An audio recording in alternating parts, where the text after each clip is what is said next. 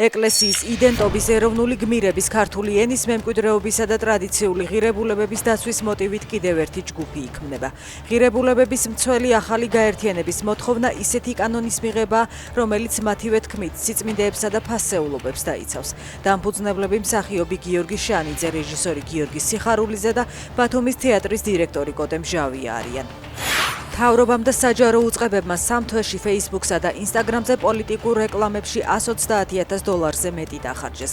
დიდი ბრიტანეთის მიერ დაწესებული სანქციების შემდეგ პროპაგანდისტული იმედის სარეკლამო აქტივობა კი მეტას პლატფორმებზე სრულად შეწყდა. რეკლამები აღარ გამოქვეყნებულა აღარც მეორე დასანქცირებული პროპაგანდისტული არხის პოზიტივის სახელით, თუმცა მისი ერთ-ერთი გადაცემის გვერდზე მცირე რაოდენობით რეკლამა მაინც განთავსდა.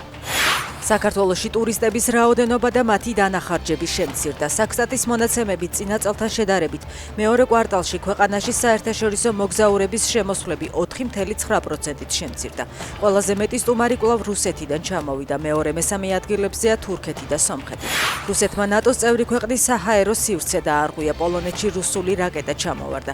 ინფორმაცია ოფიციალურად დაადასტურა პრემიერმა ტუსკმა. ყველაფერი იმაზე მიუთითებს, რომ პოლონეთში რუსული ფრთოსანი რაკეტა ჩამოვარდა, განაცხადა მან საკოორდინაციო ჯგუფის შეხვედრაზე.